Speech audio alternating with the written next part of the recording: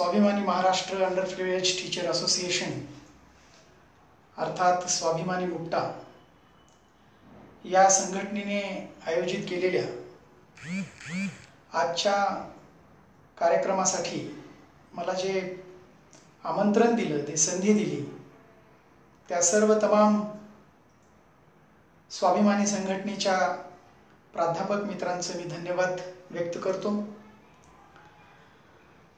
या संयोजन समितीमध्ये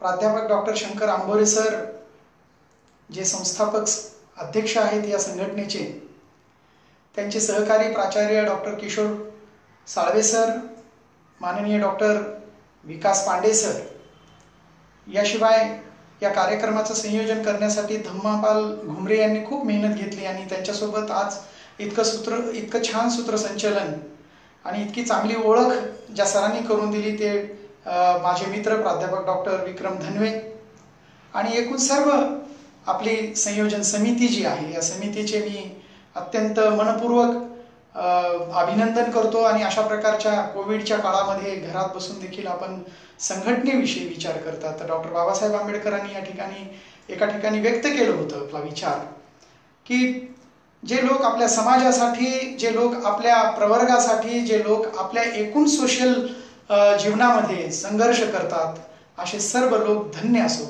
या स्वाभिमानी संघटनेमध्ये जे लोक काम करत आहेत, अशा सर्व काम करणाऱ्या संयोजन समितीतल्या नेतृत्वाला, या संयोजन समितीतल्या व्यक्तित्वाला मी प्रथम अभिवादन करतो।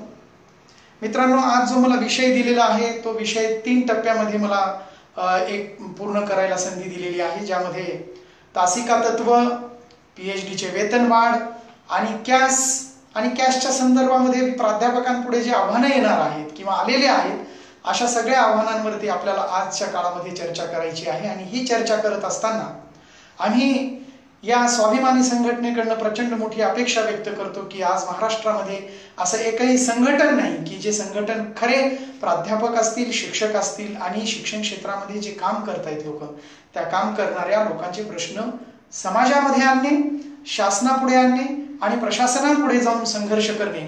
आज ही संघटना धन्य आहे की जिने अत्यंत प्रभावीपणे आपलं काम करण्याचा प्रयत्न केलेला आहे। मी सर्वप्रथम आपल्या सर्व महामानवाला अभिवादन व्यक्त करतो, कारण या सर्व महामानवांच्या जोरावरच मग सिद्धार्थ गौतम बुद्धापासून ते डॉक्टर बाबासाहेब आंबेडकरांपर्यंत आणि एकूणच या परिवर्तनवादी चळवळीमध्ये जे जे लोक काम करतायत, त्या सगळ्या काम करणाऱ्या लोकांनी जे जे काम केलेलं आहे, या महामानवांनी जे काम केलेलं आहे, ते काम पुढे नेण्याचं काम आमचे सगळे मित्र, आमचे सगळे समाज बांधव, आम्ही सगळे शिक्षक समोर घेऊन जात आहोत। या दृष्टिकोनातून आपण सगळे प्रयत्न करत आहोत। मित्रांनो, आज शिक्षण क्षेत्रामध्ये खरं पाहिलं तर समाजामध्ये फार चांगली अवस्था नाहीये, समाजामध्ये चांगलं मत नाहीये। काही मुठभर प्राध्यापकांच्या चांगल्या गोष्टी किंवा त्यांच्या वेतनाच्या असतील, त्यांच्या स्थितीच्या असतील, त्यांच्या जीवनमानाच्या असतील, त्या मुठभर प्राध्यापकांच्या गोष्टी बघून समाज त्या प्राध्यापकांविषयी एक वेगळी प्रतिमा निर्माण करत असतात। परंतु वास्तविक पाहता आमच्या देशामध्ये, जगात कुठेही अशा प्रकारच्या काही व्यवस्था नाहीत, त्या सगळ्या व्यवस्था आमच्या देशामध्ये असतात।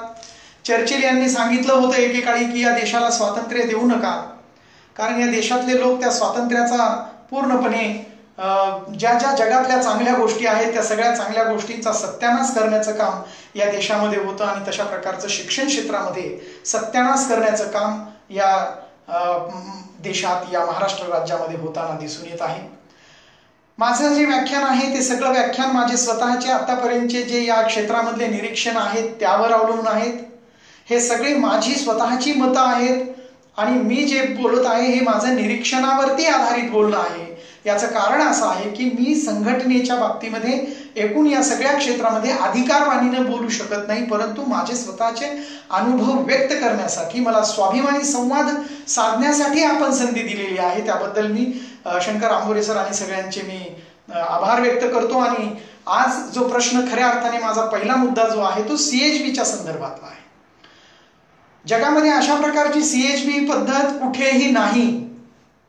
भारतामध्ये आणि एवं महाराष्ट्रामध्येच ही पद्धत CHBची सुरू झालेली आहे।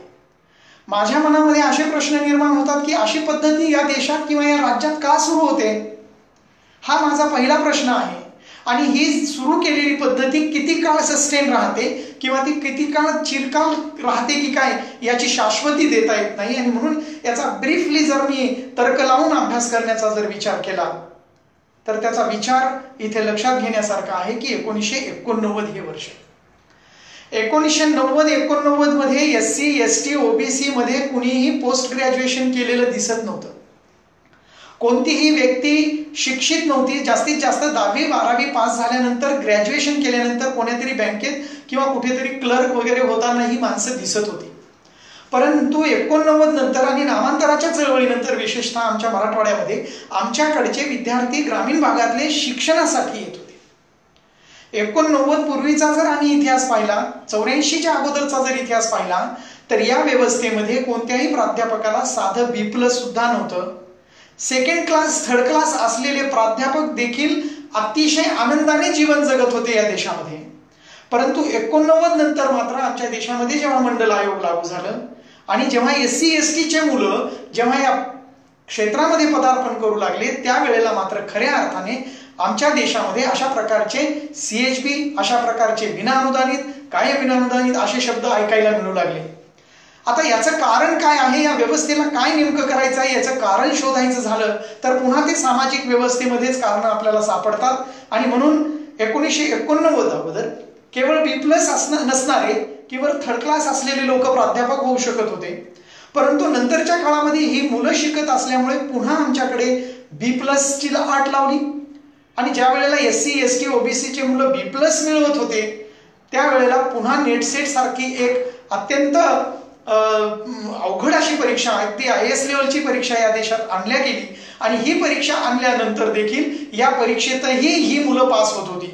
सगळ्यात जास्त पास होण्याचं प्रमाण जर कोणाचं असेल तर या परीक्षांमध्ये SC ST OBCच्या मुलांचं परीक्षेचं पास होण्याचं प्रमाण आहे. हे परीक्षेचं पास होण्याचं प्रमाण जसजसं वाढत गेलं तसतसं या देशातल्या व्यवस्थेला पोटात दुखायला लागलं.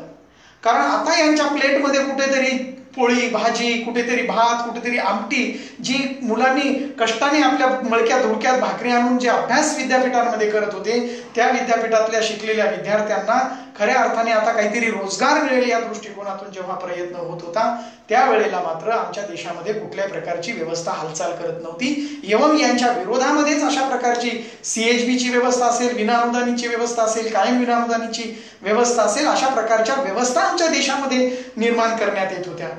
आणि म्हणून या जगामध्ये डिप्रेशन क्लास, आपला जो डिप्रेस्ड क्लास आहे हा डिप्रेस क्लास अजूनही जास्तीत जास्त डिप्रेस कसा होईल या दृष्टिकोनातून प्रयत्न करण्यात येत होते. आता तर एवढंच नाही तर 2021 नंतर PhD सुद्धा कंपल्सरी करण्यात आहे. आणि म्हणून एखाद्या मुलाचं 23-24व्या वर्षी जेव्हा MA होतं, MSc होतं, MCOM होतं, PG करतो त्यावेळेला तो नेट सेट करतो. नेट सेट केल्यानंतर जेव्हा तो मुलगा आणखी 2 वर्ष 3 वर्ष घालतो आणि पुन्हा PhD साठी तो 5 वर्ष घालतो आणि असं त्याचं पूर्ण आयुष्य त्याने शिक्षण घेत घेत घेत घेत PhD पर्यंत त्याचं पूर्ण आयुष्य संपलेलं असतं. आज कितीतरी मुलं 40शी मध्ये आहेत, 45शी मध्ये आहेत, काही मुलं तर 55 वर्षाच्या वर झालेले आहेत की त्यांनी आयुष्यभर CHB वरती काम केलेलं आहे, कॉन्ट्रीब्युटिव्ह वरती काम केलेलं आहे. आणि हे कॉन्ट्रीब्युटरी वरती काम करत असताना अशा पद्धतीचा जेव्हा विचार आमच्या डोक्यात येऊ लागला त्यावेळेला कुठेतरी संघटनेची आणि अत्यंत प्रभावीपणे आपले विचार मांडण्याची गरज या ठिकाणी होऊ लागली. आज सगळे GR जर पाहिले आपण तर CHBची नियुक्ती करत असताना ती CHB तात्पुरत्या स्वरूपाची राहते. कुठल्याही भविष्यामध्ये त्या विद्यार्थ्याला क्लेम करता येत नाही, कुठल्याही प्रकारचा विचार करता येत नाही. आणि नुसता क्लेम करता येत नाही, विचार करता येत नाही. CHB वरती 14-15 वर्ष त्याने नोकरी केलेली असते पण तो कुठे अनुभव त्याचा कुठे गृहीत धरला जात नाही. त्याचं अप्रुव्हल असतं, त्याला 1-1 वर्षाचं अप्रुव्हल मिळतं परंतु ती सर्व्हिस कुठेही त्याची गृहीत धरल्या जात नाही. अशा प्रकारच्या CHBच्या सर्व्हिस देखील त्या मुलांच्या विनाअनुदानितच्या सर्व्हिस किंवा कायम विनाअनुदानितच्या सर्व्हिस देखील अनेक ठिकाणी गृहीत धरल्या जात नाहीत. आणि त्यांच्याकडनं CHB वाल्यांकडनं 100 रुपयाचे बॉन्ड लिहिले जातात. 100 रुपयाच्या बॉन्ड याच्यासाठी लिहून दिल्या जातात की यापुढे मी CHB वरती काम करतो परंतु काम करत असताना मला कुठल्याही प्रकारचा मी क्लेम करणार नाही. अशा प्रकारच्या जाचक अडचणी अटी या देशामध्ये लावल्या जातात की त्यांच्याकडनं 100 रुपयाचा बॉन्ड किंवा स्टॅम्प पेपरवरती ते लिहून घेतल्या जातात. या दृष्टिकोनातून जर आपण विचार केला तर आमच्या CHBच्या लोकांना जो CHBची तासिका मिळते, अतिशय, तुम्ही पुणे विद्यापीठाच्या जॉईंट डायरेक्टरच्या वेबसाईटवर गेला तर तुम्हाला लक्षात येईल की 417 रुपये त्या मुलांना पर लेक्चर पगार दिलेला आहे. आणि 417 रुपयांनी जे प्रॅक्टिकल घेतात अशांना 167 रुपये पर प्रॅक्टिकल पैसे दिलेले आहेत. बरं, 417 आणि हे प्रॅक्टिकलचे पैसे जर आपण विचार केला तर हे पैसे देताना पण एक अट अशी आहे की तुम्हाला या पैशांबरोबरच तुमचा TDS कापण्यात येईल. म्हणजे आयकर नियमांची सुद्धा पालन करून तुम्हाला पैसे देण्यात येतील.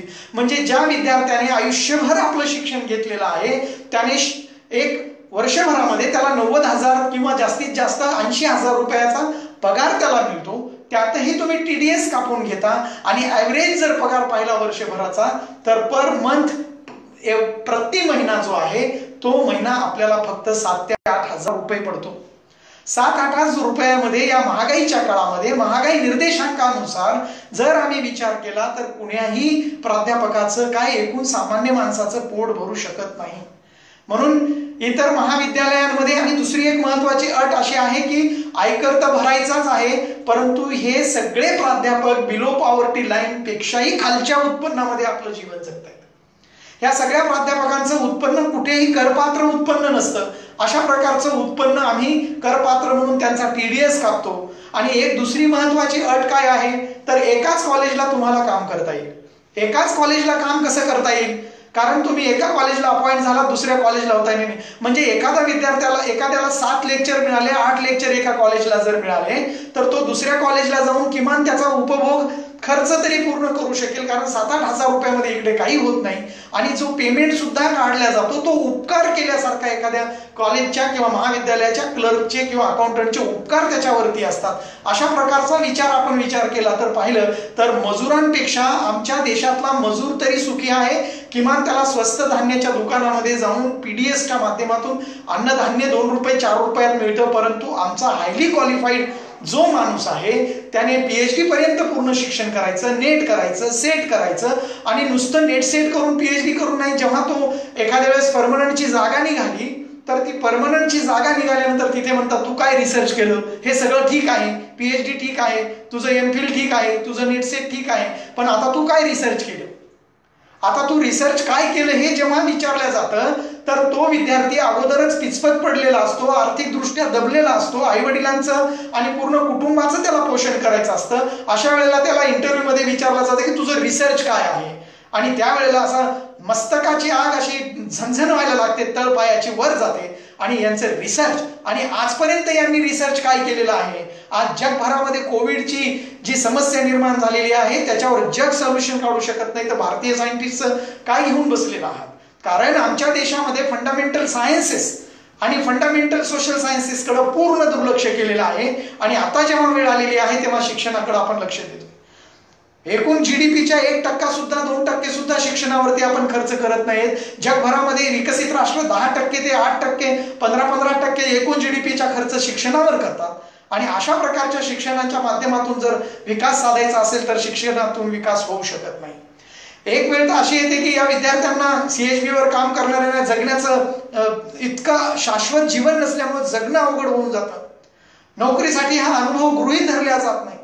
आणखी काही प्रसंगाने असे निरीक्षण आहेत की जे प्राध्यापक CHB वरती MA, MCOMला, MScला शिकवायला होते त्यांचे सगळे विद्यार्थी एकाच वेळेला एकाच ठिकाणी, म्हणजे प्राध्यापक आणि शिक्षक दोघेही इंटरव्ह्यूला एकाच कॉलेजमध्ये असतात. म्हणजे ज्या विद्यार्थ्याला ह्या प्राध्यापकाने शिकवलेलं असतं त्याचेच विद्यार्थी या ठिकाणी येऊन त्याच्यासोबत इंटरव्ह्यूला आलेले असतात. अशा प्रकारची अत्यंत घातक अशी ही शिक्षण क्षेत्रामधली जी भूमिका आहे ही भूमिका आपल्याला कुठेतरी थांबवावी लागते. ही नाही थांबवली तर तुम्हाला कुठेतरी संघर्ष करावा लागेल. ही CHBची पद्धती येण्यामागचं कारण काय आहे, मराठवाड्याचं निरीक्षण जर केलं तर 1996 पर्यंत, म्हणजे हे वेतन आयोग जे आहे 4थ्या वेतन आयोगापर्यंत मराठवाड्यामध्ये 2-2 पोस्ट होत्या. प्रत्येक विषयाच्या 2 पोस्ट होत्या. आता एका कॉलेजमध्ये जर जाऊन पाहिलं, परभणीला जा तुम्ही, नांदेडला जा, बीडला जा, एका कॉलेजमध्ये एक हेड ऑफ द डिपार्टमेंट असतो आणि दुसरा विद्यार्थी हा त्याच्यासोबत CHB वरती असतो. त्याचं कारण काय, या जुन्या लोकांनी 5वा वेतन आयोग मिळवत असताना आपला वर्कलोड वाढवून घेतला म्हणजे ज्या ठिकाणी चौथ्या वेतन आयोगापर्यंत या देशामध्ये 14 तास असतील तर तो फुल टाइम होत होता, 12 तासाच्या पुढचा एखादा प्राध्यापक असेल तो फुल टाइम गृहीत धरला जात होता, 10 तासापर्यंतचा वर्कलोड असेल तर त्याला पार्ट टाइमचा जॉब देण्यात येत होता. म्हणजे एखादा प्राध्यापक पार्ट टाइमही होऊ नये आणि फुल टाइमही होऊ नये म्हणून त्याला 8 असे CHBचे लेक्चर दिले जातात. म्हणून पार्ट टाइम हा प्रकार काढून टाकला.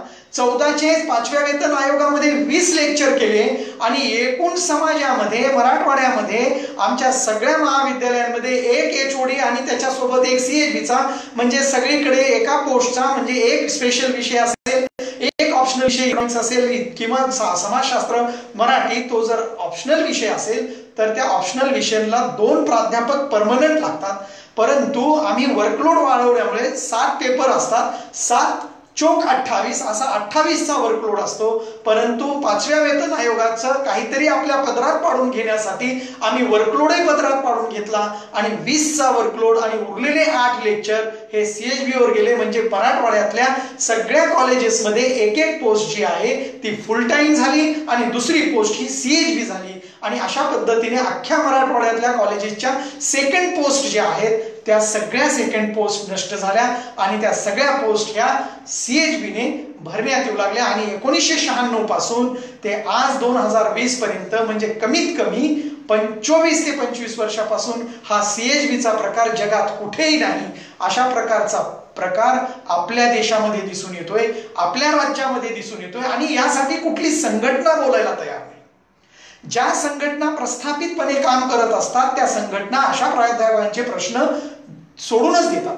त्यांचा एकच प्रश्न असतो, एक तर वेतनवाढ, दुसरा असतो तो बढती मिळवणं, तिसरा प्रश्न असतो तो त्यांच्या जास्तीत जास्त पेन्शन कशा सिक्युअर राहतील, त्यांना जास्तीत जास्त प्रमोशन कसे मिळतील, ते लेक्चरचे प्रोफेसर कसे होतील, ते असिस्टंट प्रोफेसरचे प्रोफेसर कसे होतील, त्याच्यातल्या अटी कशा कमी करता येतील, त्यांच्या बढत्या कशा होतील, त्यांना वेतन आयोग वेळोवेळी कसे मिळतील. परंतु पुढच्या भविष्यात येणाऱ्या ज्या पिढी आहेत, ज्या पुढच्या येणाऱ्या जनरेशन आहे त्या क्षेत्रामध्ये त्यांचा कुठेही विचार करताना हे लोक दिसत नाहीत.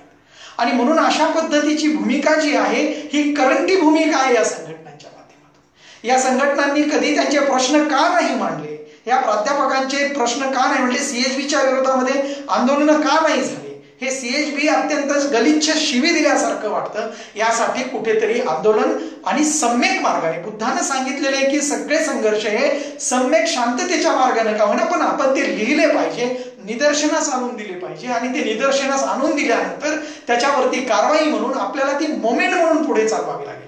हे ऍक्टिव्हिटी बेस्ड लोकांना इथे कुठेही स्थान नाही. आपल्याला ऍक्टिव्हिटी करायच्या नसतील, आपल्याला मोमेंट करावी लागेल की हे CHBचा प्रकार कुठेतरी त्या मुलांना, ठीक आहे पगार किती मिळतो हा महत्वाचा मुद्दा नाही, परंतु त्यांची सर्व्हिस तरी काउंट झाली पाहिजे.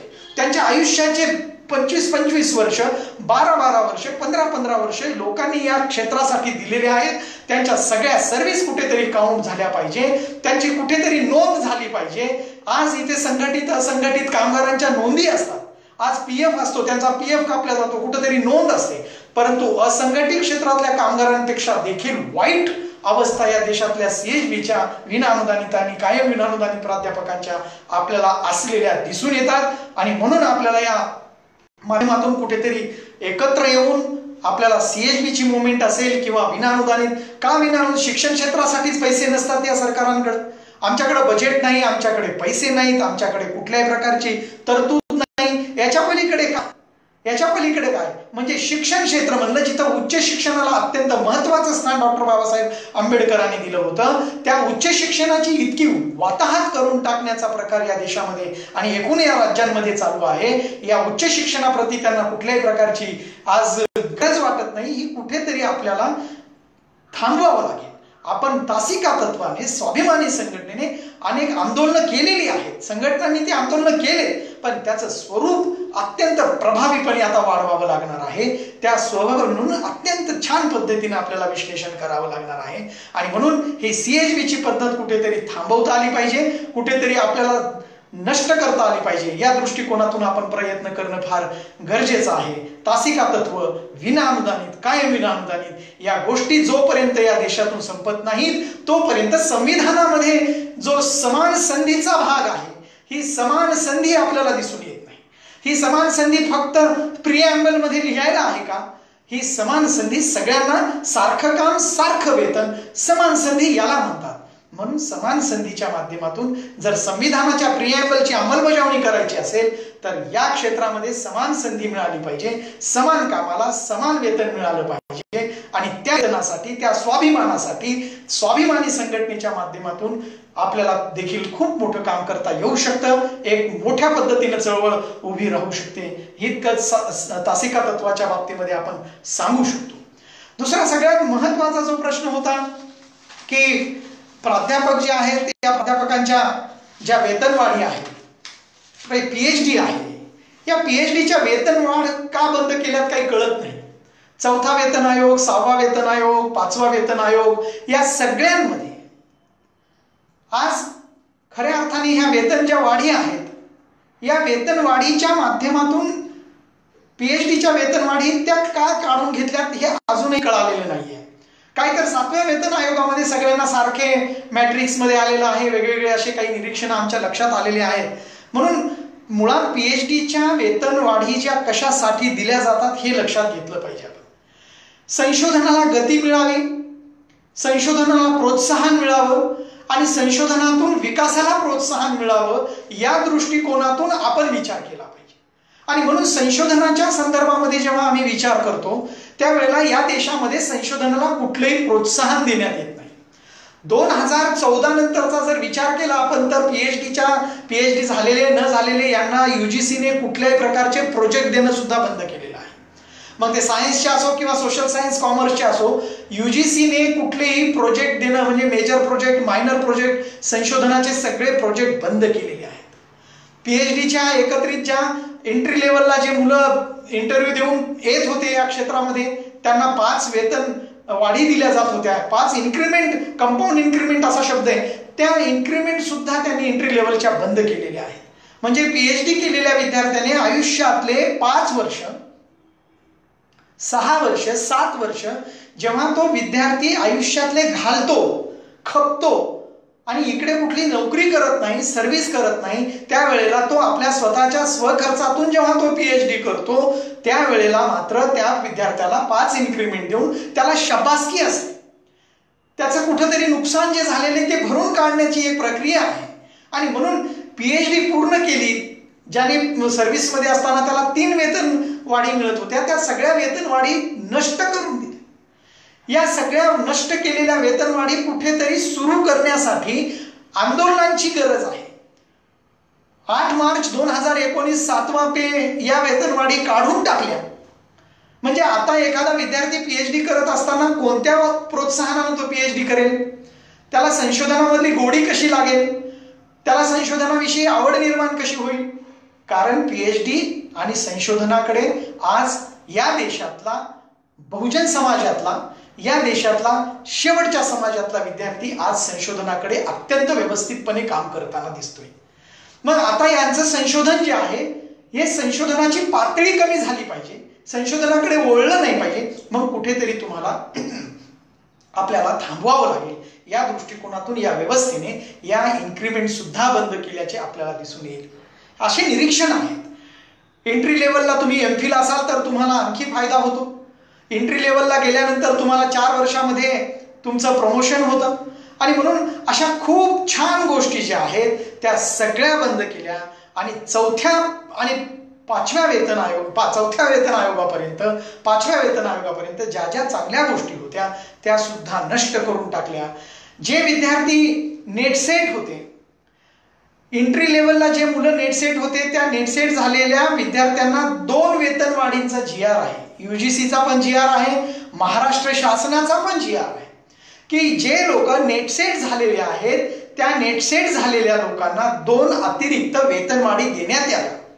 परंतु अजूनही कुठल्याही महाविद्यालयामध्ये, कुठल्याही विद्यापीठामध्ये, या राज्यामध्ये आणि एकूण व्यवस्थेमध्ये कोणत्याही विद्यार्थ्याला 2 नेटसेट झालेल्याला 2 वेतनवाढी मिळालेल्या नाहीत. हा एक मुद्दा संघटनेने लक्ष ठेवून पूर्णपणे रस्त्यावर उतरण्याचं काम करावं. या दृष्टिकोनातून देखील आपल्याला त्या वेतन वाढलं. दुसरी सगळ्यात महत्वाची गोष्ट जी आहे की या वेतनवाढीच्या माध्यमातून कुठलीही त्रिस्तरीय रचना नाहीये, कुठल्याही पद्धतीची भूमिका नाहीये. जेव्हा जेव्हा शासनाच्या मनात येतं, जेव्हा UGCच्या मनात येतं, जेव्हा अनेक GR दर 2 महिन्याला बदलत राहतात, कुठली कॉन्क्रीट अशी भूमिका या देशामध्ये दिसून येत नाही शिक्षण क्षेत्राच्या बाबतीमध्ये. PhD असेल तर त्याचा अनुभव गृहीत धरण्यात येईल असाही विचार आला होता. एखादा व्यक्ती जर PhD असेल तर त्याचा अनुभव गृहीत धरणं म्हणजे काय, तर ज्या वेळेला तो प्राध्यापक असिस्टंटचा असोसिएट होईल त्यावेळेला तो PhD जर असिस्टंट असताना, तो असिस्टंट होताना त्याचे 2 वर्ष 4 वर्ष काय त्याने PhD केलेली आहे ते PhDचा अनुभव गृहीत धरून त्याला लवकर त्याचा फायदा मिळेल असे फायदे मिळत नाहीत. किंवा सरळ पोस्ट भरती असते MPSC किंवा केंद्रीय विद्यापीठांमध्ये सरळ भरती असते UPSCच्या माध्यमातून. अशा वेळेला PhDचा अनुभव, MPhilचा अनुभव त्याचा कुठेतरी गृहीत धरला पाहिजे. पण अशा प्रकारची गृहीत धरलेली गोष्टी कुठेही अंमलबजावणी होताना दिसून येत नाही. म्हणून एवढंच काय तर PhDचा अनुभव तर गृहीत धरतच नाहीत लोक हे. परंतु आज PhDचा जर तुम्हाला एखादा प्रोजेक्ट टाकायचा असेल, UGC कडे प्रोजेक्ट टाकायचा असेल तर UGC तुम्हाला PhD एक्सपिरियन्स एक कॉलम देते. परंतु अशा प्रकारचा PhDचा एक्सपिरियन्सचा कॉलम कुठेही आपल्याला दिसून येत नाही. आणि जेव्हा आम्ही ते टाकतो PhD आहे, माझा एक्सपिरियन्स आहे रिसर्चचा, नाही PhD केली तर तो एक्सपिरियन्स गृहीत धरला जाणार नाही.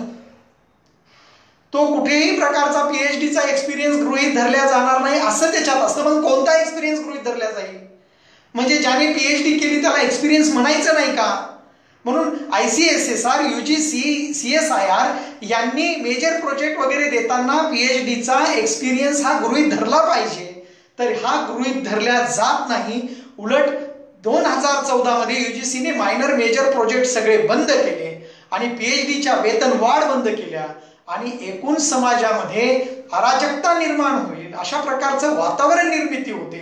आणि आमची शिकलेली जी माणसं आहेत, आमची शिकलेली माणसं कुठल्याही प्रकारची वेतन वाढ आपल्या इथे मागायला तयार नाहीत. आज जी नोकरी आहे त्या नोकरीतच आम्ही समाधानी असण्याचा विचार करतो. आम्ही जे काम करणार आहोत त्या कामाच्या बाबतीतच आम्ही विचार करताना दिसत असतो. आणि म्हणून या सगळ्या गोष्टी ज्या आहेत, आमच्याकडे जितका कमी शिकलेला माणूस आहे, तो कमी शिकलेला माणूस जितका जास्त संघर्ष करतो, तितकाच आमच्या देशामध्ये आज शिक्षित माणूस जो आहे तो कुठल्याही प्रकारचा संघर्ष करताना दिसत नाही. म्हणजे जितकं जास्त उच्च शिक्षण असेल तितका जास्त समाजामध्ये भित्रा वर्ग निर्माण होतो. अशा प्रकारची प्रचिती, अशा प्रकारचा अनुभव आपल्याला येताना दिसून येतो. आणि म्हणून अशा सगळ्या पद्धतीने जर आपण विचार केला तर आपण विचार केला पाहिजे की काही वेळा काय होतं की PhD झालेला माणूस आहे आणि PhD झालेल्या माणसाला लागली त्याचे वेतन, त्याला एकतर नेटसेट मधून सूटही मिळते, त्याला वेतन वाढही मिळायच्या. आणि नेटसेट झालेला बिचारा, त्याला मात्र कुठल्याही प्रकारच्या वेतनवाढी पण दिल्या जात नव्हत्या, त्याला काही नव्हतं. उलट PhD झाल्यानंतर 4 वर्षामध्येच त्याचं प्लेसमेंट व्हायचं. पण नेटसेट झालेल्या कॅन्डिडेटला 6 वर्ष पूर्ण केल्याशिवाय काहीही मिळत नव्हतं. म्हणून PhD असा भेद न करता, नेटसेट असा भेद न करता एक होमोजिनियस पॉलिसी असली पाहिजे. एक होमोजिनियस पॉलिसी असली पाहिजे की नेटसेट झाला तरी त्याला न्याय मिळाला पाहिजे, PhD झाला तरी त्याला न्याय मिळाला पाहिजे. या देशामध्ये कोणत्याही उच्च शिक्षित माणसावरती अन्याय होता कामा नये. अशा प्रकारची भूमिका जोपर्यंत आपण घेत नाही तोपर्यंत या देशामध्ये समानता, समान संधी आणि समता हे मूल्य रुजू शकत नाही. आणि म्हणून आमचा जो आक्रोश आहे, CHBचा आक्रोश असेल, PhDच्या वेतनवाढीचा आक्रोश असेल, हे सगळे जे प्रश्न आहेत, हे प्रश्न स्वाभिमानी संघटनेच्या माध्यमातून मला अनेक मेसेज पण येत आहेत. ते खंबीर नेतृत्व आहे मला माहिती आहे. आणि सगळे CHBचे लोक आणि सगळे मित्र या संघटनेच्या माध्यमातून आपल्याला प्रचंड मोठ्या प्रमाणात सहकार्य करतील आणि संघर्ष करून आपल्याला संघर्षातून समता निर्माण करावी लागणार आहे. आणि शिक्षण क्षेत्रामध्ये तर प्रचंड जी विषमता आहे ती विषमता आपल्याला कुठेतरी नष्ट करावी लागणार आहे. आणि म्हणून या ज्या वेतनवाढी आहेत PhDच्या, त्या कुठेतरी संशोधनाला गती देण्यासाठी, प्रोत्साहन देण्यासाठी आणि विकास करण्यासाठी त्या अत्यंत महत्त्वाच्या आहेत. या अत्यंत महत्त्वाच्या असलेल्या गोष्टी आपण पुन्हा कशा सुरू करता येतील या दृष्टिकोनातून साधक बाधक सायंटिफिक चर्चा करून, त्याच्या पाठीमागची कारणं शोधून, त्याचे उपाय शोधून आपण चांगल्या पद्धतीने या ठिकाणी संघर्ष करू शकतो. आणि या संघर्षाच्या माध्यमातून देखील आपण काम करू शकतो. आणि म्हणून PhDच्या वेतनवाढी पुन्हा सुरू कशा होतील, PhD केल्यानंतर त्याचे अनुभव कसे गृहीत धरण्यात येतील, PhD MPhilचा अनुभव कसा गृहीत धरण्यात येईल, या दृष्टिकोनातून देखील प्रयत्न केला पाहिजे. आणि संबंध महाराष्ट्राची चळवळ आपल्याला निर्माण करून आपल्याला प्रत्येक अधिवेशनांमध्ये प्रत्येक ठिकाणी हे बोलावं लागेल, तर खऱ्या अर्थाने आमच्या शिक्षण क्षेत्रामध्ये न्याय प्रस्थापित होईल. या ठिकाणी वैयक्तिक पातळीवर जेव्हा आम्ही विचार करतो तेव्हा सगळे प्राध्यापक आपला स्वतःचा विचार करतात आणि आपलं भलं होईल ना, आपलं होईल ना, आपलं ठीक आहे ना, आपलं व्यवस्थित आहे ना. तर अशा दृष्टिकोनातून हा जो विचार आहे हा कुठेतरी थांबला पाहिजे आणि या दृष्टिकोनातून आम्ही प्रयत्न केला पाहिजे की समतेच्या भावातून. मग तो ग्रँटेडचा शिक्षक असेल, अरे ग्रँटेडवाले तर नॉन ग्रँटला बघायलाही तयार नसतात. त्याच्यापेक्षा प्रोफेसर झालेले तर त्यांना बघायलाही तयार नसतात. असोसिएट प्रोफेसर ते त्यांच्याच तुर्यात असतात, ते त्यांच्याच स्वाभिमानामध्ये असतात, त्यांच्याच इगोमध्ये असतात. आणि म्हणून आमच्या देशामध्ये जो विनानुदानित आहे किंवा जो CHVवर आहे आणि जो ग्रँटेडवर आहे त्याचं दायित्व मोठं असायला पाहिजे की या सगळ्यांना सांभाळून घेऊन त्यांच्या संघर्षाला कुठेतरी मदत करून आपल्याला पुढे न्यावं लागणार आहे. आणि जो माझा प्रश्न नाही म्हणून माझं काही घेणं देणं नाही असं जोपर्यंत आपण म्हणत राहू तोपर्यंत आपल्या देशाच्या शिक्षण क्षेत्रामध्ये आमूलाग्र असं परिवर्तन होणं अशक्य आहे. आणि म्हणून या गोष्टींचा आपण कुठेतरी विचार केला पाहिजे आणि या दृष्टिकोनातून आपण प्रयत्न केला पाहिजे. आणि म्हणून PhDच्या वेतनवाढ जे आहेत या वेतनवाढ आपण मिळवण्यासाठी संघर्ष केला पाहिजे. तो आपला हक्क आहे, तो आपला न्याय आहे. एका आयोगामध्ये असतात, दुसऱ्या आयोगामध्ये का नसतात, त्याचे करेक्ट जस्टिफिकेशन मिळवण्याचा आपल्याला अधिकार आहे आणि तो अधिकार आपण मिळवल्याशिवाय पुढे जाऊ शकत नाही. आणि म्हणून या दृष्टिकोनातून आपल्याला प्रयत्न केला पाहिजे, सन्मान केला पाहिजे. मग एखादा CHVचा प्राध्यापक असेल, एका काय विनानुदानित तत्वावरचा प्राध्यापक असेल, विनानुदानित तत्वावरचा प्राध्यापक असेल, या सगळ्यांना आपण कुठेतरी विश्लेषित केलं पाहिजे, त्यांना सन्मान दिला पाहिजे. आणि म्हणून त्यांना आपल्याला अशा पद्धतीने विचार करून सगळ्यांना समतेने वागणूक मिळाली पाहिजे. कुणीही मी काय आहे हा अहंभाव सोडून, मीपणा सोडून समतेसाठी, समाजासाठी एकत्र येऊन संघर्ष करून चांगली धोरणं राबवून संघटनेच्या माध्यमातून असतील, वैयक्तिक पातळीवर तुमचे जे विचार आहेत ते विचार कुठेतरी तुम्ही सांगितले पाहिजे, तुम्ही कुठेतरी निर्माण केले पाहिजे, कुठेतरी तुम्ही धोरण निर्माण केले पाहिजे. आणि या पद्धतीने जोपर्यंत सगळे प्राध्यापक एकत्र येत नाहीत, हातात हात मिळवून संघर्ष करत नाहीत, तोपर्यंत तुमच्यावरती गटागटांवरती अन्याय होऊ शकतो. म्हणजे तुमच्यातच तोडा आणि फोडा झोडी निर्माण होऊ शकते. आणि तोडा फोडा झोडा आणि राज्य करा, शिक्षण क्षेत्रावर राज्य करा. आज शिक्षण क्षेत्रावरती संस्थानिकांचं राज्य आहे, ते सगळे आमदार खासदार आहे आणि ते तुमचे प्रश्न कसे बोलतील ते त्यांना काही गरज वाटत नाही. तुम्ही सालगड्यासारखं त्यांच्या संस्थांमध्ये काम करत आहात, एवढं लक्षात ठेवलं पाहिजे. तुम्ही सालगडी नाहीत, तुम्ही फुले शाहू आंबेडकरांच्या विचाराच्या महाराष्ट्रातले गडी आहात. या गड्यांचं काम समता निर्माण करण्याचं आहे, संघर्ष निर्माण करण्याचं आहे आणि संघटितपणे लढा देण्याचं काम यांचं आहे. आणि म्हणून या ठिकाणी आपल्याला सगळ्यांना मिळून संघर्ष केल्याशिवाय ही 27 वर्षाची लढाई CHVची आहे ही कुठंतरी नष्ट केली पाहिजे. जेव्हा जेव्हा पैसे नाही तेव्हा तेव्हा CHV, जेव्हा जेव्हा पैसे नाही वेतनवाढी रद्द. आणि शेवटी उच्च शिक्षण आणि शिक्षणावरती प्रचंड मोठा अन्याय या देशामध्ये होतो. परंतु शिक्षण हा अधिक शोषित आहे, अधिक प्रमाणात सहन करणारा आहे, त्यामुळे त्याच्यावरती असेच अन्याय होतील. आणि हे अन्याय दूर करण्यासाठी सबळ संघटन, सबळ नेतृत्व आणि सबळ कार्यकर्ते आणि सबंध प्राध्यापकांची एकजूट, मग ते ग्रँटेड, नॉन ग्रँटेड, CHV हे सगळे भेद महत्वाचे नाहीत, यांनी एकत्र आलं पाहिजे आणि आपल्या संघटनेमध्ये मजबूतपणे काम केलं पाहिजे, तिला अधिक स्ट्रॉंग केलं पाहिजे. नवे नवे नेतृत्व आपण उभे केले पाहिजे आणि नवीन नेतृत्व जोपर्यंत आपण उभे करणार नाहीत, नवे नवे लोक आपण संघर्ष करू, कारण प्रत्येकाचे प्रश्न वेगळे आहेत, प्रत्येकाचे अनुभव वेगळे आहेत. या सगळ्यांचे अनुभव आपण लक्षात घेतले पाहिजे. शासनाची धोरणं जी आहेत ती रस्त्यावर आल्याशिवाय त्याला पर्याय नाही, कारण शासनाची सगळी धोरणं हे शंकर आंबोरे सरांनी सांगितले की हे सगळी धोरणं जी आहेत ती विरोधाभासी आहेत आणि खरोखरच आहेत. जे शासनाची धोरणं आहेत त्याला रस्त्यावर येऊन त्याला संघर्ष करून समतेच्यासाठी सम्यक संघर्ष करून बुद्धाच्या मार्गाने संघर्ष करून, लोकशाही मार्गाने संघर्ष करून, संवैधानिक मार्गाने संघर्ष करून आपल्या न्याय मागण्या आपण पदरात पाडून घेतल्या पाहिजे. CHB आणि PhD याच्यानंतरचा माझा जो तिसरा विषय आहे जो दिलेला आहे तो म्हणजे आता असा सगळ्यात महत्वाचा विषय चाललेला तो म्हणजे कॅस्टचा विषय आहे. करिअर ऍडव्हान्समेंट स्कीमच्या माध्यमातून जे प्राध्यापक बिचारे आयुष्यभर काम करतात आणि त्यांना कुठेतरी ऍडव्हान्समेंट स्कीम मध्ये प्रमोशनची संधी मिळते. काही लोकांना 4 वर्ष सर्व्हिस झाल्यानंतर, काही लोकांना 6 वर्ष सर्व्हिस झाल्यानंतर पहिल्या स्टेपमध्ये जातात, दुसऱ्या स्टेपमध्ये, तिसऱ्या स्टेपमध्ये, चौथ्या स्टेपमध्ये जातात. अशा अनेक स्टेपमध्ये जात असताना शासनाची सगळी धोरणं या बाबतीत देखील विरोधाभासी आहेत. ही सगळी विरोधाभासी का आहेत? ही सगळी धोरणं आपली विरोधाभासी होण्याच्या मागची भूमिका काय आहे? UGC प्रत्येक 2 महिन्याला नवीन परिपत्रक काढते. हे नवीन परिपत्रक काय येतात काही कळत नाही. अगोदरचे प्राध्यापकांनी कॉन्फरन्स केलेल्या होत्या, त्या कॉन्फरन्समध्ये मार्क होते, आता ते मार्क्स धरले जात नाहीत. केले, पुस्तकं लिहिली. अनेक प्राध्यापकांमध्ये मराठवाड्यामध्ये मी बघतोय की काही मुलांच्या नावावर 25-25 पुस्तकं आहेत, 20-20 पुस्तकं आहेत. त्या पुस्तकांना काही अर्थ आहे का? तर काहीच अर्थ नाही. त्याचं कारण काय आहे? तर त्या पब्लिकेशनचे काही नॉर्म्स सतत युनिव्हर्सिटी ग्रँट कमिशनने ते नॉर्म्स बदललेले आहेत. त्या विद्यार्थ्यांनी केलेलं रिसर्च असेल, मग ते छोटा रिसर्च असेल, मोठा रिसर्च असेल, एखाद्या गावचा रिसर्च असेल, त्याला काही अर्थ नाही. एकीकडे प्राध्यापकाला 20-20 तास काम करायला लावायचं महाविद्यालयात, वेगवेगळ्या NSS सारख्या किंवा विद्यार्थी कल्याणाच्या वेगवेगळ्या ऍक्टिव्हिटी करायला लावायच्या. दुसरीकडे 20 तास लेक्चर पण घ्यायला लावायचे. तिसरीकडे 24 तास मार्क भरायला लावायचे, त्याचे कामं करायला लावायचे. आणि चौथीकडे तुम्हाला रिसर्चची पण अपेक्षा करायला लावायची.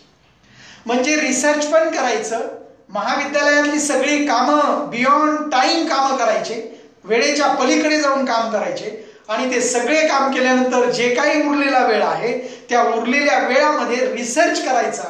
आणि ते केलेला रिसर्च पण नंतरच्या काळात कुणी त्याला गृहीत धरणार नाही, कारण प्रत्येक कमिटी ही सापेक्षरित्या रिलेटिव्ह मॅटरने विचार करत असते. एक एक्सपर्ट त्याला हो म्हणतो, दुसरा एक्सपर्ट नाही म्हणतो, तिसरा एक्सपर्ट गेल्यावर म्हणतो हे काय रिसर्च आहे का? म्हणजे अशा प्रकारच्या प्रत्येक संशोधन म्हणजे यांच्यामध्ये एक जिन्सीपणाच नाहीये. म्हणजे एखादी कमिटी येऊन एखाद्याला प्रोफेसर करते तर दुसरी कमिटी येऊन म्हणते तुला प्रोफेसर नाही करता येणार, तुझे मार्क्स नाहीत. म्हणजे काय आहे? म्हणजे आम्हाला जास्तीत जास्त अशा प्रकारची भूमिका का ठेवली जाते? एक प्रकार असू नये का?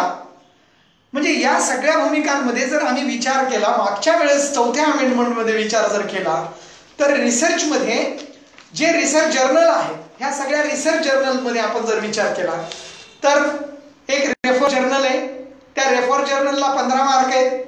तर काही जे पेपर आहेत या पेपरला काही ठिकाणी 5 मार्क आहेत, काही पेपरला कुठं 10 मार्क्स आहेत, कुठेतरी इम्पॅक्ट फॅक्टर 1 ते 2, 1 ते 4, 1 ते 5, 1 ते 10 असे इम्पॅक्ट फॅक्टर दिलेत. 5, 10, 15, 25 मार्क्स मिळत होते. ते मार्क्स मिळत असताना काही वेळा कॉन्फरन्स प्रोसिडिंग मध्ये काही प्राध्यापक अनेक कॉन्फरन्स मधून आपले प्रोसिडिंग मध्ये पेपर लिहित होते. त्या पेपरला 10 मार्क्स असायचे प्रत्येक पब्लिकेशनला. हे सगळे प्रोसिडिंगचे मार्क्स आपण 4थ्या अमेंडमेंट मध्ये बघितलेत, पाहिलेत आणि केलेले आहेत. दुसरी सगळ्यात महत्वाची, जर एखाद्या प्राध्यापकाने एक पुस्तक स्वतः लिहिलं तर त्याला 50 मार्क्स असायचे. परंतु ह्या सगळ्या गोष्टींमध्ये जर विचार केला, 2 ऑथर असतील तर 25 मार्क आहेत, 1 ऑथर असेल, इंटरनॅशनल, नॅशनल, स्टेट लेवलचं पब्लिकेशन, ह्या सगळ्या गोष्टींचा विचार केला तर 5, 10, 15, 25, 50 असे मार्क्स मिळत होते लोकांना. म्हणजे रिसर्च जर्नलच्या पलीकडे जाऊन जे प्राध्यापक रिसर्च करत होते, अशा रिसर्च करणाऱ्यांना पुस्तक लिहिण्याची कुणाला आवड असते तो पुस्तक लिहू शकतो. काही जणांना रिसर्च करण्याची आवड आहे, तो रिसर्च पब्लिकेशन करू शकतो. परंतु याच्यामध्ये आता 5व्या अमेंडमेंटमध्ये तर फारच विचित्र प्रकार केलेले आहेत. परंतु आता दुसरी गोष्ट, एकीकडे रिसर्च प्रोजेक्ट जे आहेत त्या प्रोजेक्टला 20 मार्क होते, कधी 15 मार्क होते, कधी 10 मार्क्स होते, कधी कन्सल्टन्सी जे प्रोजेक्ट आहेत त्यालाही मार्क्स होते. प्रोजेक्ट ज्यांनी कंप्लीट केलेत, नाही कंप्लीट केले, अशा सगळ्या गोष्टी ज्या आहेत, या सगळ्या गोष्टी आपण विचार केला तर खऱ्या अर्थाने या सगळ्या गोष्टी आता रिसर्च गायडन्सचा जर विचार केला आपण तर 10 मार्क्स एका PhDच्या मागे होते. एखाद्याने एक PhD विद्यार्थी बाहेर टाकला करून एखाद्याला अवॉर्ड झाली तर त्याला 10 मार्क्स मिळतात, परंतु एखादा चांगला रिसर्च पेपर लिहिला तर त्याला 25 मार्क मिळतात.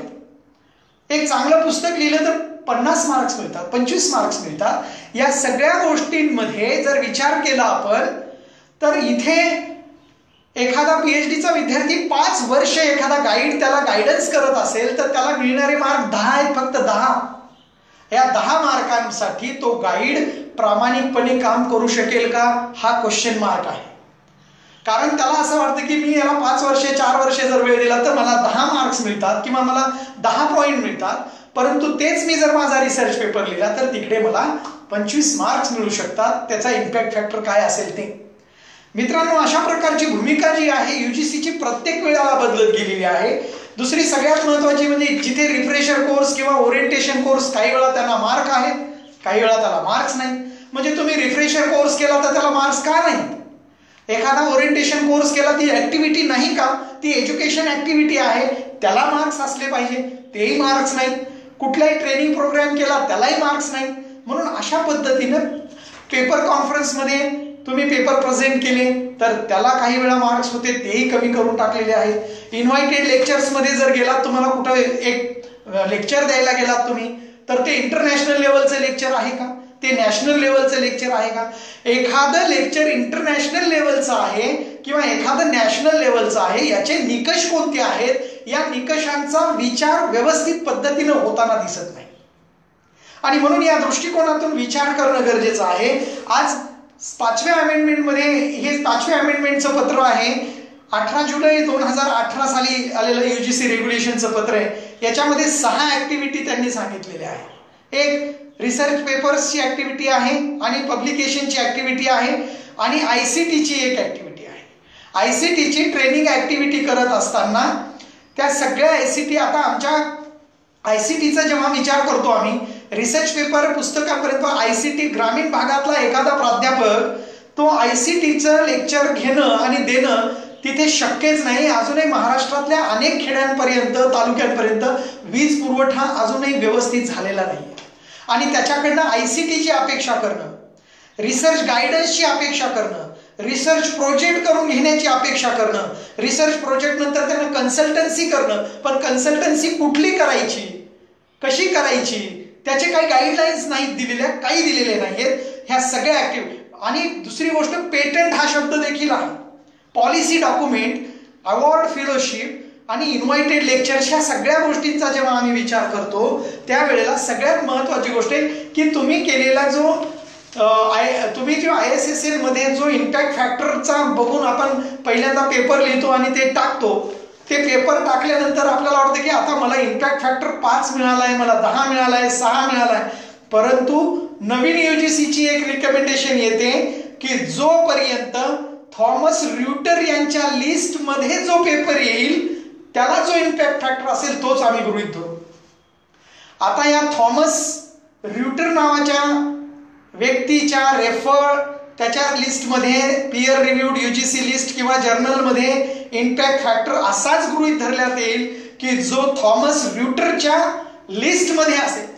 म्हणजे थॉमस र्युटरच्या लिस्टमध्ये असलेली जी पेपर्स आहेत त्यांनाच आम्ही गृहीत धरू. आणि हे नाव सुद्धा ग्रामीण भागातल्या तालुका पातळीवरच्या प्राध्यापकाला हे नाव सुद्धा माहीत नाही, थॉमस र्युटर काय आहे.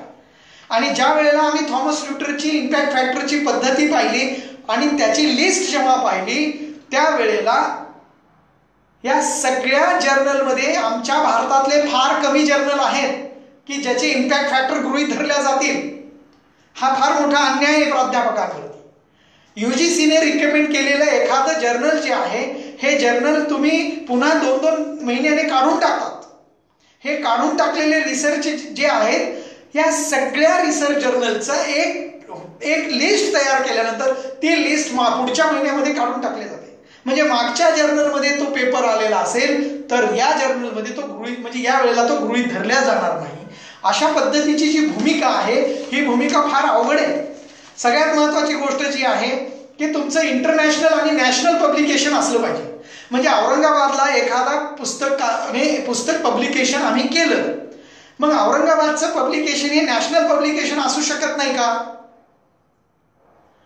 किंवा तुम्हाला एखाद्या अनेक लोकांचं मत असं आहे की नॅशनल पब्लिकेशन म्हणजे काय, म्हणजे ते दिल्लीचं पब्लिकेशन असलं पाहिजे का? ह्या उत्तर भारतामध्ये आणि दिल्लीतले पब्लिकेशन रस्त्यामध्ये कशा पद्धतीने पब्लिकेशन करतात काही पण आपण पाहतो. महाराष्ट्रातलं एखादं पब्लिकेशन असू शकत नाही का नॅशनल पब्लिकेशन? म्हणून नॅशनल पब्लिकेशन आणि इंटरनॅशनल पब्लिकेशन असेल तरच तुम्हाला 10-12 मार्क्स मिळू शकतात. आणि एखाद्या चॅप्टरमध्ये एडिटेड बुक असेल, त्याच्यात चॅप्टर असेल तर 5 मार्क मिळतील. म्हणजे एखाद्या व्यक्तीला प्राध्यापक होण्यासाठी लागणारे जी प्रोसेस आहे ती प्रोसेस कशी कमी करता येईल या दृष्टिकोनातून प्रयत्न केलेला आहे. मग इंटरनॅशनल पब्लिशर कोण आहेत त्याची यादी टाका, नॅशनल पब्लिकेशन कोण आहे त्याची यादी टाका. याची यादी पब्लिकेशनची टाकलेली नसते. UGC लिस्टची जी यादी आहे त्याच्यामध्ये केअर लिस्ट मधले हे कोणते आहेत हे टाका, ते पण नसतात. आणि जे टाकलेले असतात ते पुन्हा आपल्याला गृहीत धरल्या जात नाहीत ऐन वेळेला.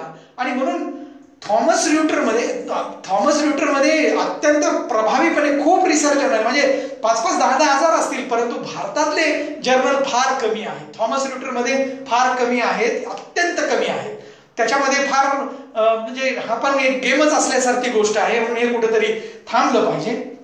तुम्ही एखाद्या पुस्तकाचं ट्रान्सलेशन केलं, एक पुस्तक लिहिलं तर 8 मार्क आहेत. जिथे 25 मार्क होते चौथ्या अमेंडमेंटमध्ये, 50 मार्क ते 25 मार्क मिळत होते. आज एक पुस्तक लिहिलं तर 8 गुण मिळतात. कोणता प्राध्यापक पुस्तक लिहिल की 8 मार्कांसाठी? नाही लिहू शकणार.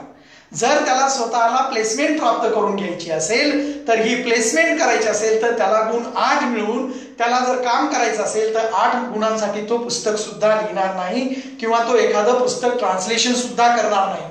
आणि म्हणून नॅशनल पब्लिकेशन, इंटरनॅशनल पब्लिकेशन यांची सगळ्यांची यादी आपल्याकडे पाहिजे. UGCच्या जर्नल लिस्टमध्ये, केअर लिस्टमध्ये हे महाराष्ट्रातले आहेत, हे भारतातले आहेत आणि यांच्याकडे आपला रिसर्च पेपर पब्लिश झाल्यानंतर, बरं तो झाल्यानंतर पुढे गृहीत धरल्या जाईल का याची कुठेही गॅरंटी नाही.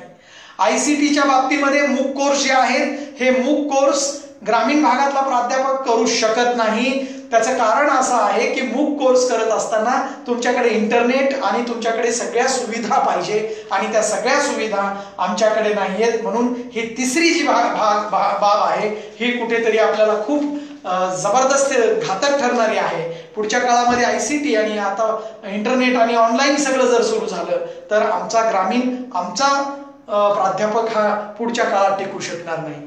PhD झालेल्या लोकांना 10 मार्क्स मिळतात. एमफिलचं गायडन्स केलं तर त्याला 2 मार्क्स या 5व्या अमेंडमेंटमध्ये दिलेले आहेत. म्हणजे एखाद्याला एमफिल द्यायची असेल तर ते प्राध्यापक 2 मार्कासाठी किती एमफिल देणार? जेव्हा त्याच्याकडे 5 एमफिल होतील त्यावेळेला त्याला 10 मार्क्स मिळतील. ज्या वेळेला त्याच्याकडे 5 PhD होतील त्यावेळेला त्याला 50 मार्क्स मिळतील. आणि PhD आणि एमफिल होण्यासाठी लागणारा कालखंड 5 वर्षे, कदाचित त्याची प्लेसमेंटची डेट पण निघून जाईल. अशा प्रकारचे UGCच्या कुठल्याही गोष्टी ज्या आहेत या सगळ्या गोष्टी आपल्याला कुठेतरी घातक असतात. त्याच्या वेळोवेळी आपण निदर्शनास आणून दिल्या पाहिजे. सगळ्यात महत्वाची गोष्ट जी पेटंटच्या बाबतीमध्ये, आता पेटंट कोण मिळवू शकतं? तर एक सायन्सचा माणूस मिळवू शकतो, केमिस्ट्रीचा मिळू शकतो, केमिकलचा पेटंट मिळू शकतो, फिजिक्सचा मिळू शकतो. पण एखादा बॉटनीचा प्राध्यापक असेल, झूलॉजीचा प्राध्यापक असेल, तो कसा पेटंट मिळवेल त्याच्या विषयामध्ये?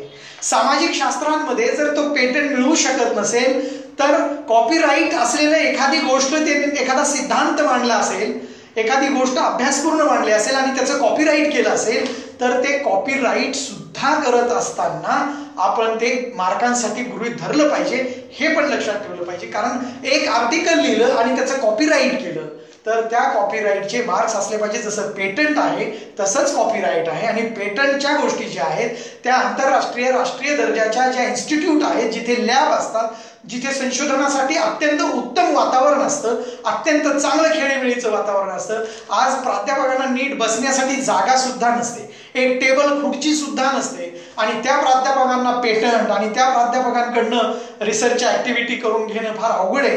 आणि म्हणून आपल्याला सगळ्यात महत्वाची गोष्ट आहे ती पेटंटच्या बाबतीत, आणि तेही पेटंट इंटरनॅशनल पेटंट असेल तर 10 मार्क्स आहेत आणि दुसरं नॅशनल असेल तर ते 7 मार्क्स आहेत.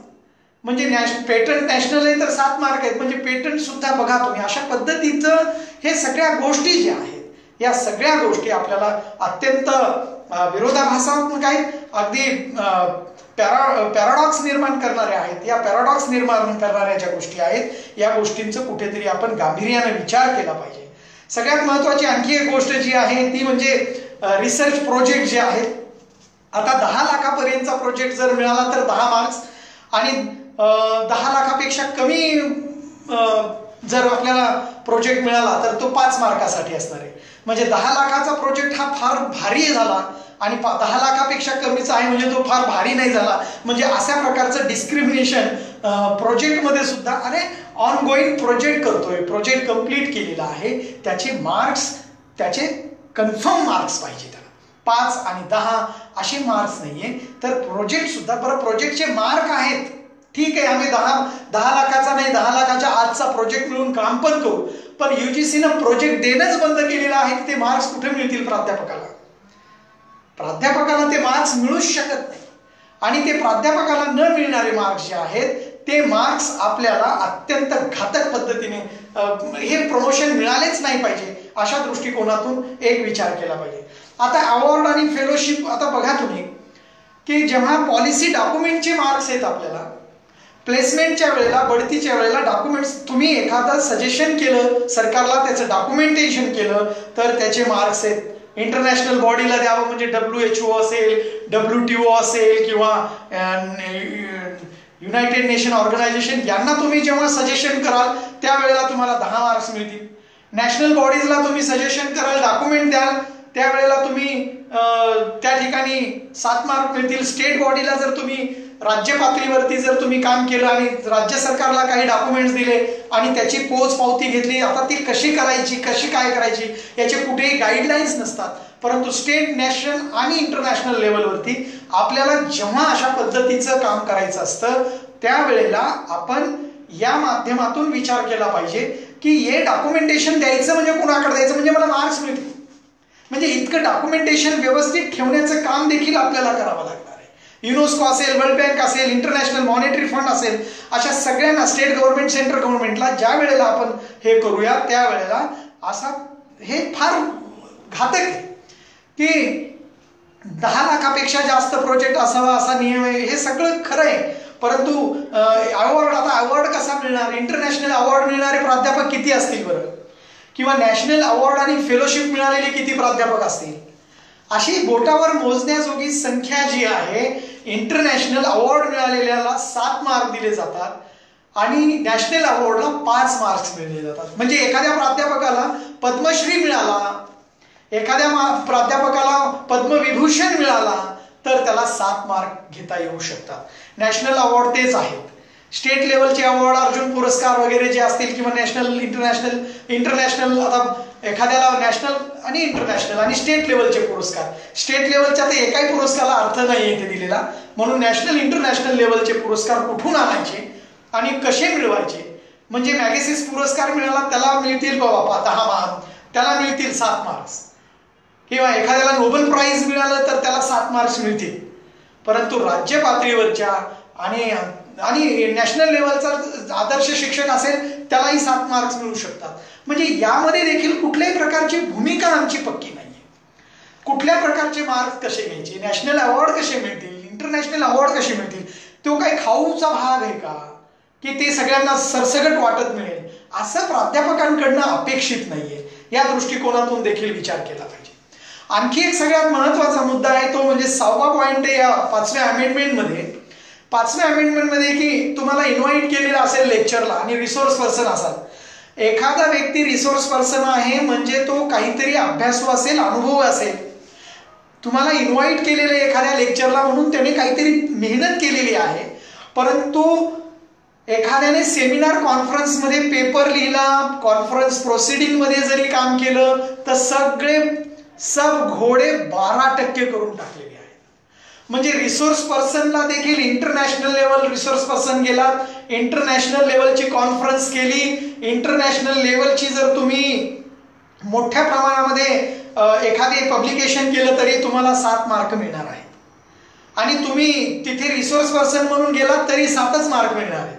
तुम्ही काहीही केलं तरी तुम्हाला एकाच पाठडीमध्ये आणून ठेवलेलं आहे. रिसोर्स पर्सन आहे का एखादा पेपर प्रेझेंट करणारा प्राध्यापक आहे, याच्यामध्ये कुठल्याही प्रकारचा भेद केलेला नाहीये.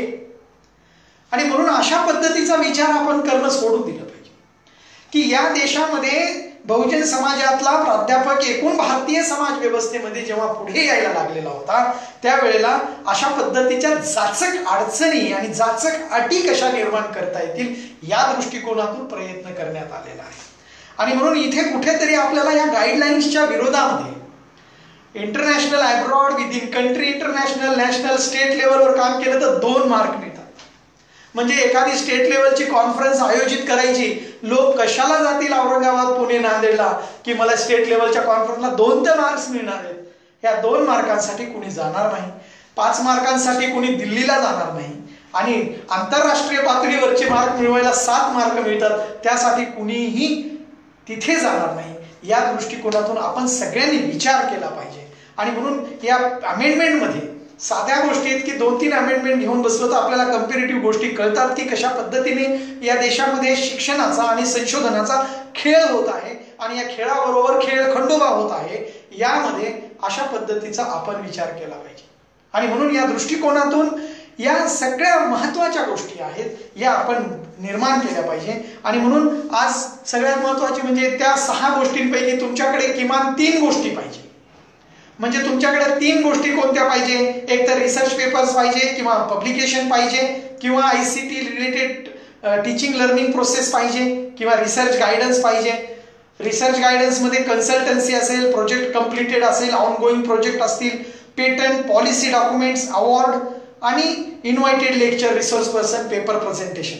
बरं, हे सगळे कितीही केले आपण, म्हणजे तुम्ही कितीही मार्क्स मिळवले, काहीही केलं, गुण मिळवले, तरी कॅपिंग करताना 30% एकूण स्कोरच्या 30% धरल्या जातात. म्हणजे एकूण स्कोरच्या 30%च ही गोष्ट आपली धरल्या जाते. म्हणजे तुम्ही कितीही कॉन्फरन्स करा, पण त्या एकूण तुमच्या वरच्या ज्या स्कोर झालेला आहे त्याच्या 30% त्याला कॅपिंग केलेलं आहे. अशा पद्धतीच्या जाचक अडचणी या रिसर्चमध्ये आहेत. एका महाविद्यालयातल्या प्राध्यापकासाठी ते फार अवघड आहे.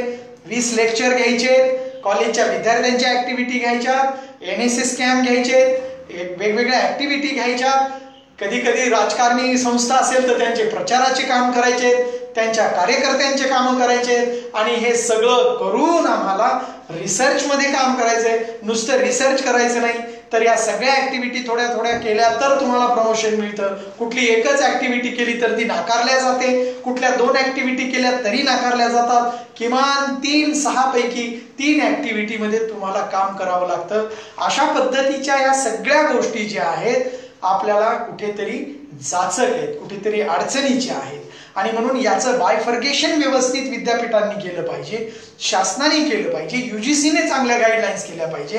UGC केअर लिस्ट जी आहे एकदा दिल्यानंतर तिच्यात बदल केला नाही पाहिजे. तिच्यामध्ये सातत्य असलं पाहिजे, कन्सिस्टन्सी असली पाहिजे, कंटिन्युटी असली पाहिजे. तर प्राध्यापकांनी लिहिलेले पेपर्स ते पब्लिश करतील. त्याला काय फायदा होईल नाही होईल तो मुद्दा नंतरचा आहे, परंतु अशा पद्धतीची जी भूमिका आहे ही प्राध्यापकांची, म्हणजे तासिका तत्वावरचा प्राध्यापक असेल किंवा एखादा प्राध्यापक PhDच्या वेतनासाठी, कारण त्याच्या मित्राला ते मिळालेलं असतं, त्याला मिळालेलं नसतं. एकाच कॉलेजमध्ये काम करतात, एकाच वर्गामध्ये शिकवतात, एकाला वेगळी वागणूक, दुसऱ्याला दुसरी वागणूक, तिसऱ्याला तिसरी वागणूक. अशा विभेदात्मक अशा वागणुकीमुळे, विषमतेमुळे, शिक्षणातली विषमता जी आहे ही शिक्षणातली विषमता आपल्याला नष्ट करावी लागेल. आणि जोपर्यंत शिक्षणातली विषमता नष्ट होत नाही तोपर्यंत देशामध्ये समता येऊ शकत नाही. आणि ही समता आणायची असेल तर तुम्ही CHBच्या लोकांनी, एकतर नॉन ग्रँटचे लोक असतील, ग्रँटचे लोक असतील, मी प्राध्यापक आहे उगीच काहीतरी इनशर्ट करून काय आहे, काही प्राध्यापक असे, काही मुलं असे पाहिजे की आम्ही प्राध्यापक होणार नाही कारण आमच्या शिकवणाऱ्या सरांचा बूट सुद्धा फाटका आहे, वर्षभर पाहतोय आम्ही, त्यांना बूट घेण्यासाठी पैसे नाही, त्यांना स्वतःचे 2 ड्रेस असतात तेच धुवून बिचारे कॉलेजमध्ये टाईट राहून चालतात. काय अर्थ नाहीये. तुमच्यामध्ये कुठेतरी बाबासाहेब आंबेडकरांनी सांगितलेला गुरगुरपणा कधी येणार आहे? तुमच्या न्याय हक्कासाठी तुम्ही कधी संघर्ष करणार आहात? बाबासाहेबांनी शिका म्हणले, तुम्ही शिकलात, अत्यंत अभिमानाची गोष्ट आहे. पण त्या शिक्षणाचा विचार करत असताना आम्हाला या शैक्षणिक दृष्टिकोनातून आम्हाला संघर्ष पण करावा लागतो. आम्हाला सहजासहजी कुठलीही गोष्ट मिळत नाही मित्रांनो. आम्हाला पिण्याचं पाणी सुद्धा सहज मिळालेलं नाहीये. आम्हाला रस्त्यावर चालण्याचं सुद्धा सहजासहजी मिळालेलं नाहीये. 5-5 हजार वर्षापासून अन्याय सहन करणाऱ्या माणसांना हे सहज मिळू शकत नाहीये. म्हणून बहुजन समाजातल्या SC, OBC, DNT ह्या सगळ्या समाजातल्या आणि एकूण गरीब ओपन समाजातल्या आर्थिकदृष्ट्या दुर्बल घटकातल्या सगळ्या लोकांनी यामध्ये एकत्र आलं पाहिजे.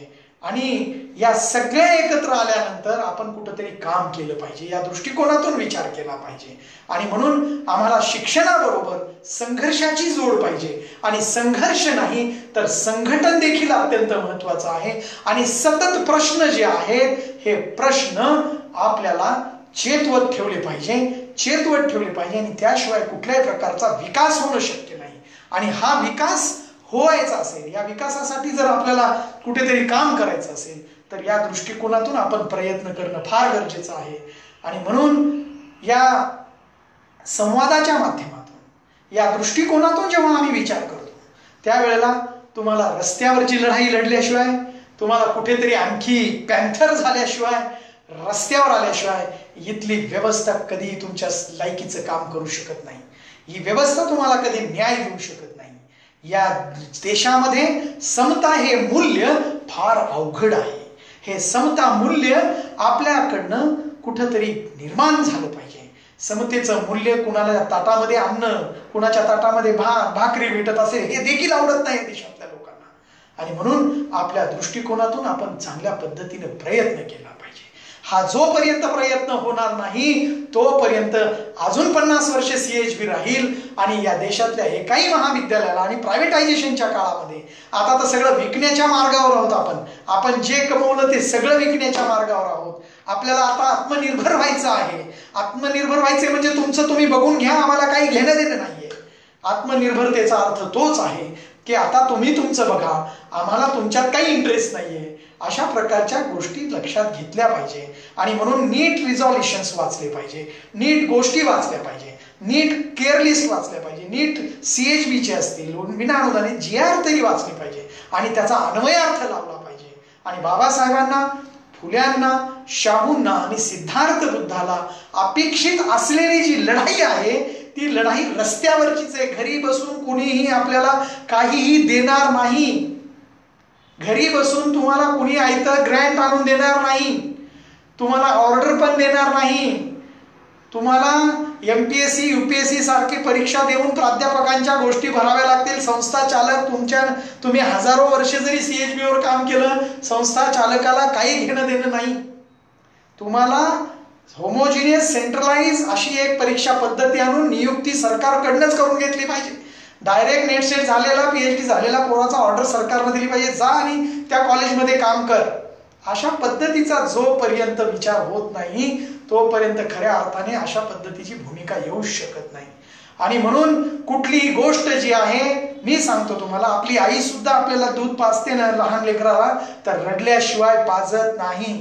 तुम्ही CHB वाले रडणार नाही, नुसते इन करून फिरत राहा बेट्यानो.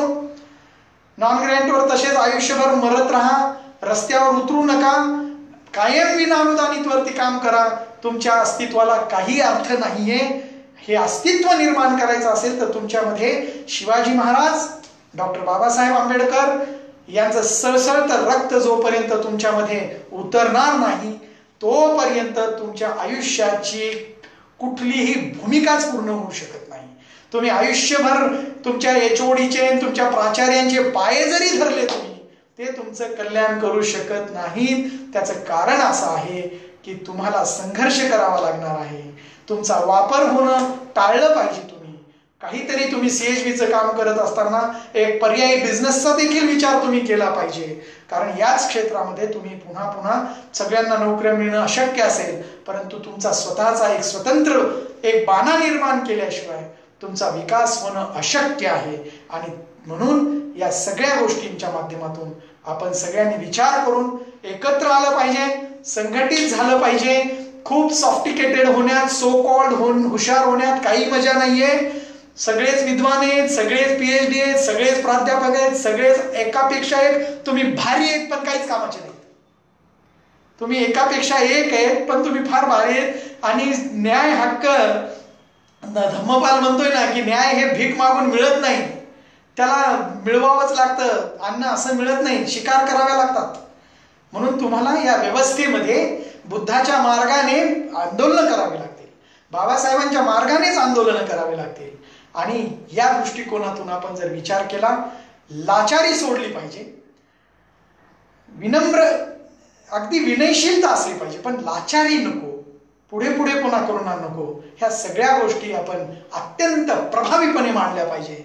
खऱ्या अर्थाने आपण विचारवंत असाल, बाबासाहेबांचे आणि फुल्यांचे आणि शिवाजी महाराजांच्या रक्ताचे प्राध्यापक असाल, तर तुम्ही संघर्ष कराल. आणि या देशामध्ये तुम्ही जिवंत असेपर्यंत हे नेटसेट मधून PhD मधून जे पुढे शिकलेले आहे, त्याच्या पुढे येणाऱ्या पिढ्या तरी CHB वर काम करणार नाहीत, येणाऱ्या पिढी तरी अनुदानित वर येईल, कायम अनुदानित वर येणार नाहीत. तुमचे गेले दिवस आता, पण येणाऱ्या पिढ्यांसाठी तरी, आपल्या लेकरांसाठी तरी आपण कुठेतरी ही विषमतावादी शिक्षण व्यवस्था जी आहे हिला आपण कुठेतरी थांबवलं पाहिजे. मी एवढं बोलतो आणि माझे लांबलेले भाषण काय, मला किती वेळ झाला मला माहित नाही, परंतु 1 तास आपण चर्चा केलेली आहे. या सगळ्या गोष्टींमध्ये मला स्वाभिमानी संघटनेनं स्वाभिमानी संवाद साधण्याची जी संधी दिली त्याबद्दल मी शंकर आंबोरे सर असतील, विलास पांडे सर असतील आणि त्यांचे सगळे पदाधिकारी जे आहेत, या सगळ्या पदाधिकाऱ्यांचं मी मनपूर्वक अत्यंत मन लावून असं तुम्ही मला ऐकलं असेल अशी अपेक्षा व्यक्त करतो. आणि धम्मपाल असेल किंवा किशोर साळवे सर असतील, या सगळ्यांचं मी, आणि स्वाभिमान संघटनेमध्ये कार्यरत असलेले मुक्ताचे सगळे अंडर प्रिव्हिलेज टीचर जे आहेत, स्वाभिमानी महाराष्ट्र, स्वाभिमानी आणि महाराष्ट्र हा फार मोठा शब्द आहे. महाराष्ट्र आणि स्वाभिमान हा जो जोडलेला दुवा आहे, खरंच महाराष्ट्र स्वाभिमानी असेल ना, तर या स्वाभिमानी संघटनेतले लोक स्वाभिमानाने संघर्ष करतील अशी अपेक्षा करतो. आणि मला या संयोजन समितीने बोलण्याची जी संधी दिली, त्या संधीबद्दल मी खरोखर मी आपला विनम्र तुम्हाला नम्रपणे अभिवादन करतो आणि मी थांबतो. जय भीम, जय भारत, धन्यवाद.